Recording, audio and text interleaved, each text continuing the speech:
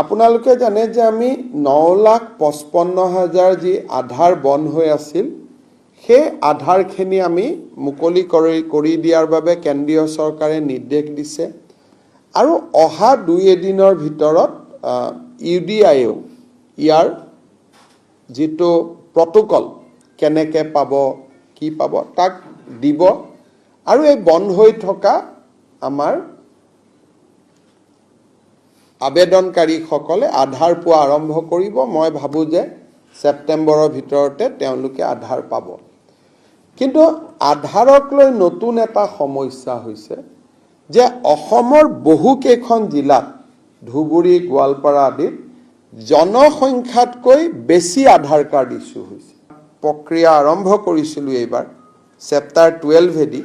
সেই প্ৰক্ৰিয়াটো আমি অলপ আগুৱাই লৈ গৈ আছো ৰখি যোৱাটো কথাই নাই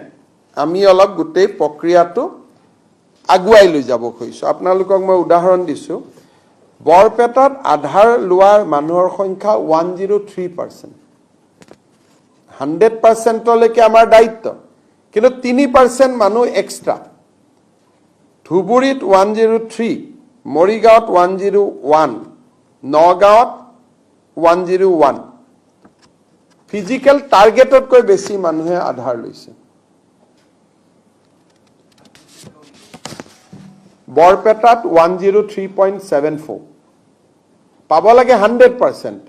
পাইছে 103.74 ধুবুৰীত 103.48 মৰিগাঁৱত 101.74 নগাঁৱত 100.68 টাৰ্গেট হল 100% তাতে কম 90% 80% কাৰণ বাগানৰ মানুহখিনিয়ে লোৱা নাই গতিকে 90-80 হৈ আছে এইকেইখন জিলাত প্ৰজেক্টেড পপুলেশ্যনতকৈ বেছি আধাৰ পাইছে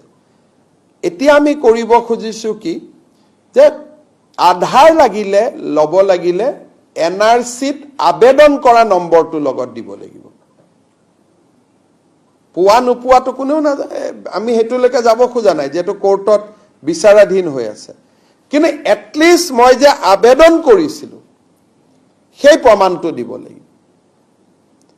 আৰু সৰু লৰা হলে যদি তেওঁলোকৰ লৰা ছোৱালী হয় হেতু আৰু আমি ইনসিস্ট নকৰো ই অন্তত নতুনকৈ কোনো লোক অসমত আহি স্বদেশী হোৱা ৰাস্তাটো বন্ধ কৰি দিব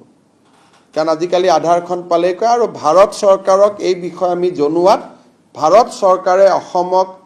বা আন ৰাজ্যকো এতিয়া অধিকাৰ প্ৰয়োগ কৰিছে যে আধাৰ যদিও সেন্ট্ৰেল গভৰ্নমেন্টে দিয়ে ডিসিৰ এনওসি পোৱাৰ পিছতহে তেওঁলোকে আধাৰ দিব এতিয়াৰ পৰা যেটো আমাৰ সকলো মানুহৰ আধাৰ হৈ গল নতুন মানুহখিনিৰ ক্ষেত্ৰত এতিয়া আমি আধাৰৰ প্ৰক্ৰিয়াটো অলপ টাফ আৰু আমি টান কৰিম কিন্তু কনফিউজ হ'ব নালাগে যি 9 লাখ বন্ধ হৈ আছে তেওঁলোকে পাই যাব এইখিনি আমি নতুনৰ ক্ষেত্ৰত কৈছো